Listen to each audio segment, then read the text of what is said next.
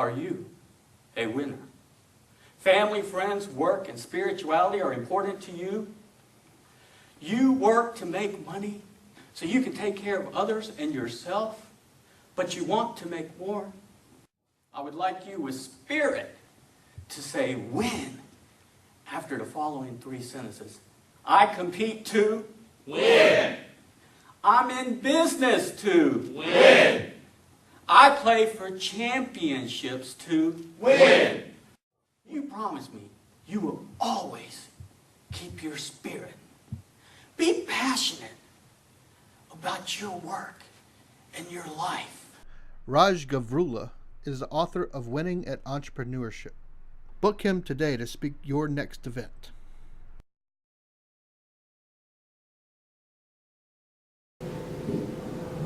I don't like having anything bad. Say, Raj, I bought candy. Had a Hershey's bar. Hershey's bar is still fake. However, I like it.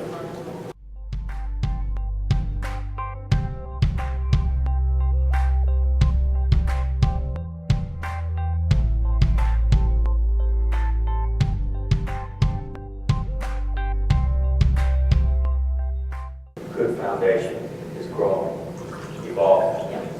It's important for your business to have a good foundation, grow, and evolve. Go out and watch your friend play the band. Head to the beach on the weekend, go surfing. Plan a trip to Hawaii. Go on a Hawaiian luau. Woo-hoo! How much?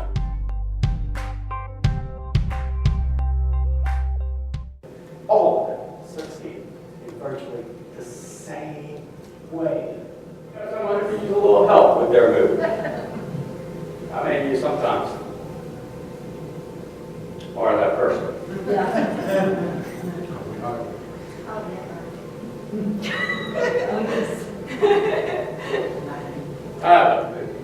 You have an infinite number of moves. You want someone to know what's up with you? Give them one of these. My SUV's engine broke. That's it. I'm putting my foot down. I couldn't afford to fix it. I got rid of my car insurance because I didn't need it. It wasn't exactly.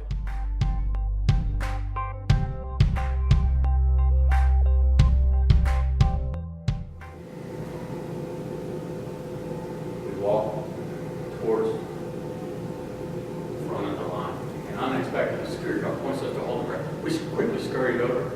Since we have time, I asked him, where are you from? He gave me the most bewildered look. This is no time to ask me a question. I've been standing in this line for over an hour. Realizing I'd unintentionally got him out of his zone, I didn't want to do that. I raced to the far right, grabbed 4 baskets, 2 for him, 2 for me, to get him back in the zone. He saw an opening. He hustled to the rail. He put his 2 baskets down, put his computer bag behind it. He opened his computer bag, put his computer into one basket. Then he took off his jacket, put it into the other basket. He emptied his pockets, put his cell phone into the basket. Then he slid his belongings onto the belt piece of hand. Then he walked toward the gate. He forgot to take off his shoes. Then walked through the gate. I never saw him again.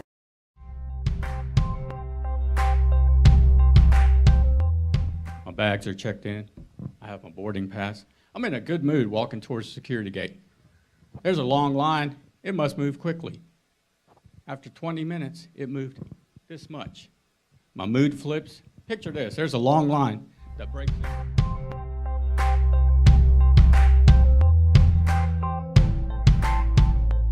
Inspiring his passion to produce better results, get through the checkpoint without a delay. He was visualizing through stories, thoughts, words, people moments, which are snapshots of inspiration and images. If he goes there, she goes there, I'm going over there. I can race him to that rail. Will that security guard say next? Or that one?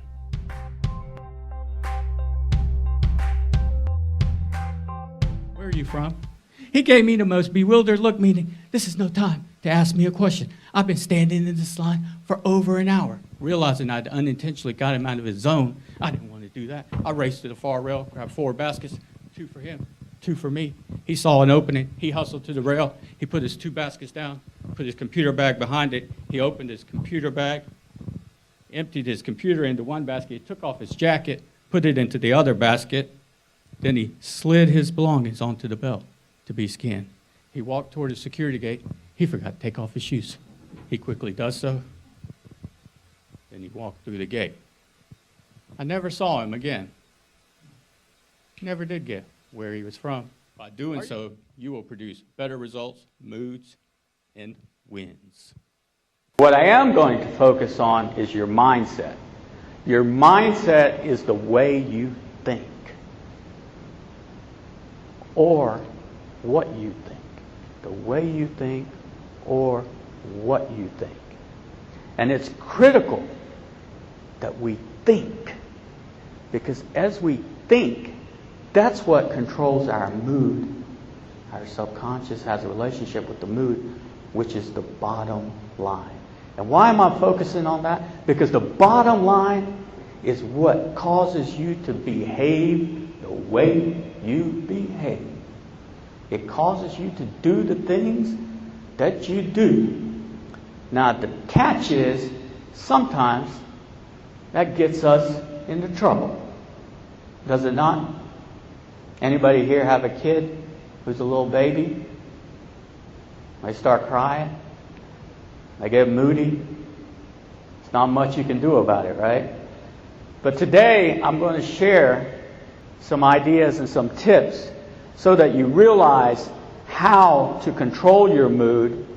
And by realizing how to do that with your mindset, you'll be better able to control your mood, and therefore your subconscious will be better, and therefore you'll see that this winning pyramid that we have in our mindset is all of a sudden aligned. And when that is aligned, you will achieve peak performance. You'll produce wins. The catch is getting all of that aligned.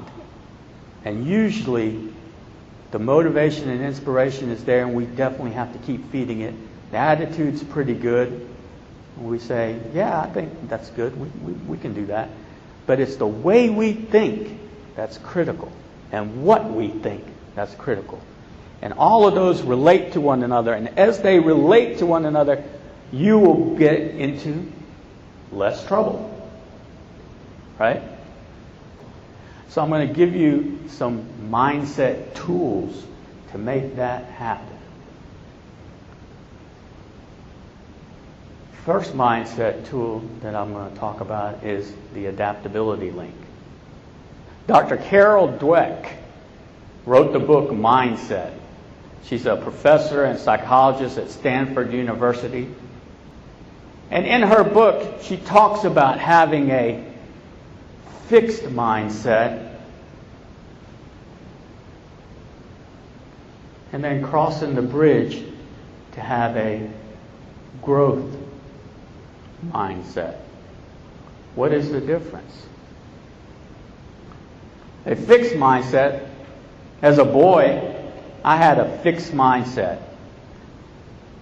I knew I was talented in things. Some things became pretty easy for me. It's amazing how easy it was. But then other things were more difficult. I really didn't understand why that was harder for me. The way I deduced it is, well, I'm just not that talented in that area. That is a fixed mindset. I'm not that talented in that area, so maybe it's just not meant for me. Maybe it wasn't meant for you. That was my mindset as a boy. But deep down, I knew that if I applied myself, I could go across this bridge and go to a growth mindset. But I had to find a tool. And I really didn't come across this tool until I started to really understand that I'm in 100% control of my destiny. What I found is I call it the first mindset tool, which is an adaptability link. So what was my adaptability link that took me from a fixed mindset across the bridge to a growth mindset? The adaptability was learning is the catalyst for positive change. And learning comes in many forms. Learning comes when we go to school, through our families and friends, comes from books when we read.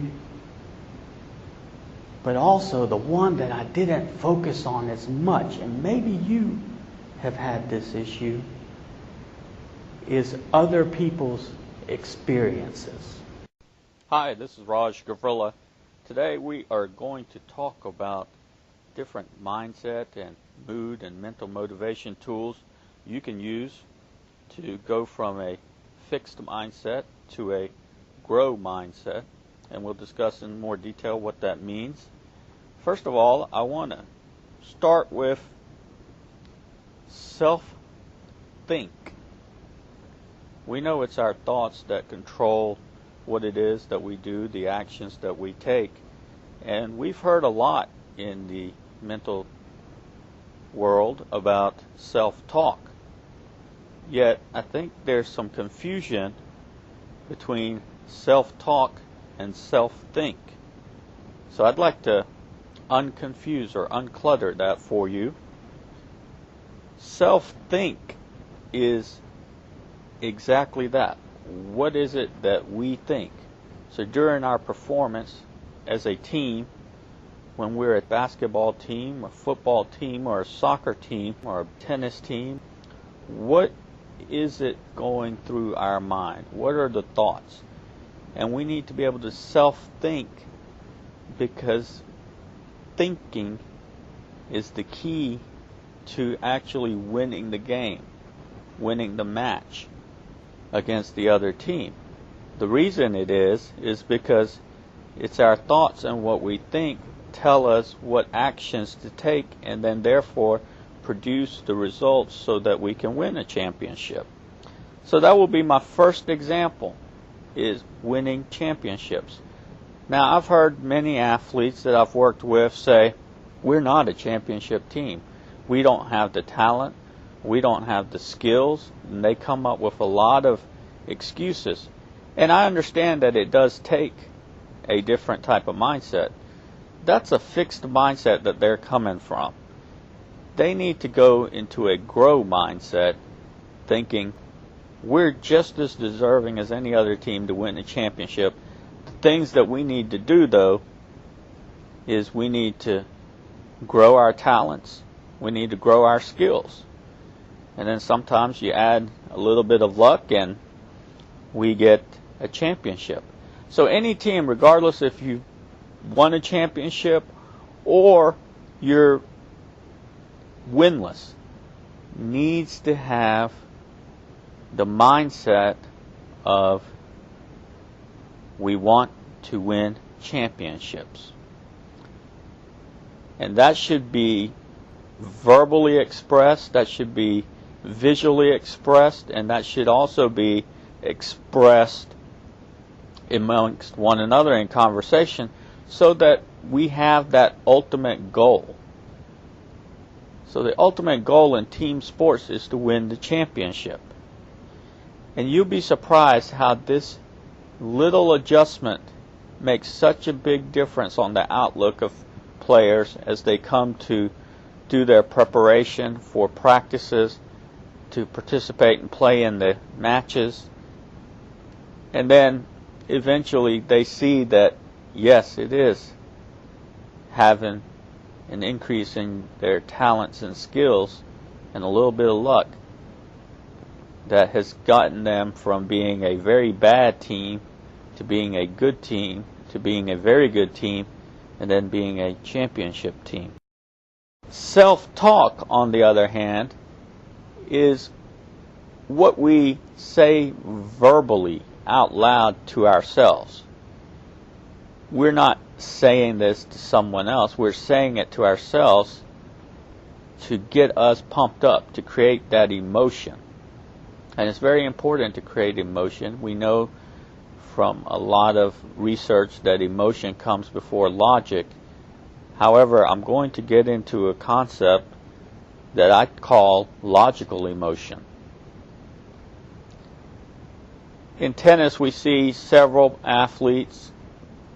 One in particular that comes to mind is Jimmy Connors, who is very successful.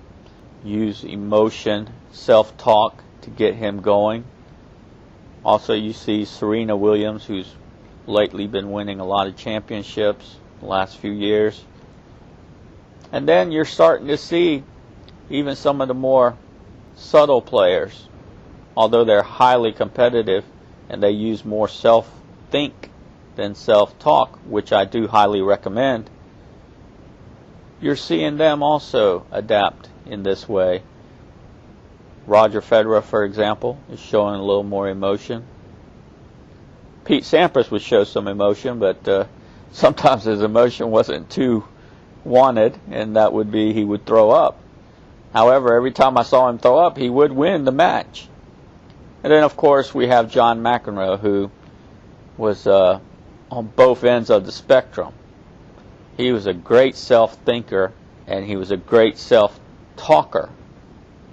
The problem is sometimes he crossed that boundary and got involved with the umpire or with breaking rackets. Logical emotion, the second tool, is putting logic and emotion together. Or if you prefer, emotion and logic together. I put logic first because everything starts at the mind. Everything starts with a thought, what we think. And then from there we know the emotion to express. So therefore, many of you can relate to this situation regardless of what sport you play. If you're supposed to be winning but you're losing, then obviously there needs to be an adjustment made to the way that you're self-thinking, and if you use self-talk, also self-talk. And that adjustment needs to be made in the first place is your mindset. Think of your mindset as a repository for everything. It's just being able to extract it from your mindset and then transfer it or convert it into a thought, into self-talk, into emotion, into an action. So it starts with the mindset. Now the mindset is controlled by your attitude, so if you're losing, you're not supposed to be losing. So your attitude needs to say, this is wrong. This needs to recognize that in your mindset and therefore trigger your mindset to say, okay, this is what we need to do, or this is what I need to do. And then all of that actually starts to move and gain momentum and creates momentum through motivation. And that motivation can come from self-think or from self-talk. And so that's why I put the two terms logical emotion together, because we have to have both logic and emotion in order for an action to take place. An action does not take place with just logic, and an action does not take place with just emotion. Now, sometimes you may have tried that, and most likely you've gotten into trouble. Because with just logic, you're missing the action part of it, the actual movement. And then with emotion, you have the action part, but you're missing the logic. And if you're missing the logic, for example, if you've ever gotten into an argument with a spouse or a friend, or even with your tennis partner or tennis teammate, we know that those are destructive and distractive and need to be addressed and remedied. Therefore, I advocate using logical emotion. Teamwork chairs, or winning teamwork chairs. And when you come to the workshop, we will actually use this interactive tool, because you need at least two people.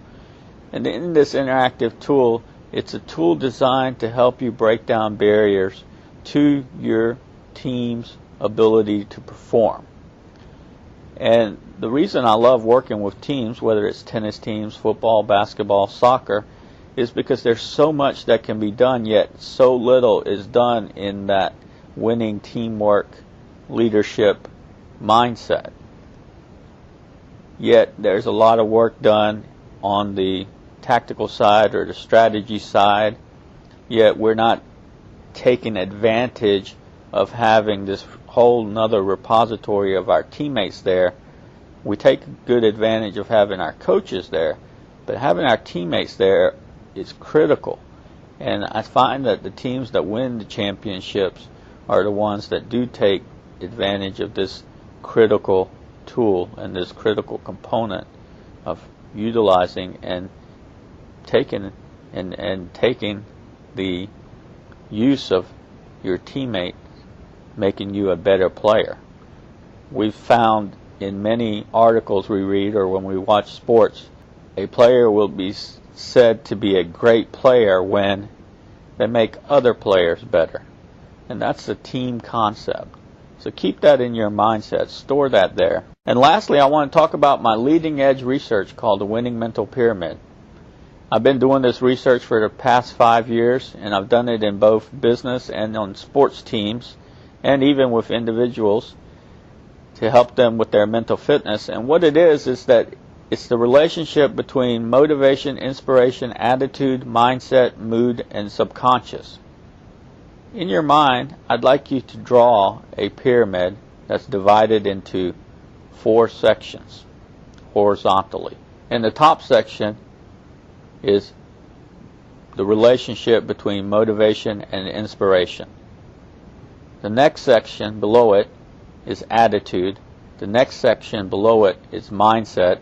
The next section below is the relationship between mood and subconscious. That's the winning mental pyramid. When you come to the workshop, we will also go through a winning mental pyramid exercise and use the tool, because how the tool works is very easy, and I'll reveal that in the workshop. However, applying it takes focused effort, practice, and patience. And it's another tool to use to help you with your goal of winning a championship.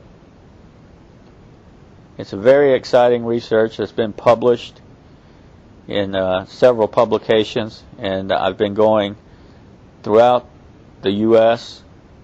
and even starting to venture out internationally to start disseminating this mindset, mood, and mental motivation tool for teams to be championship teams.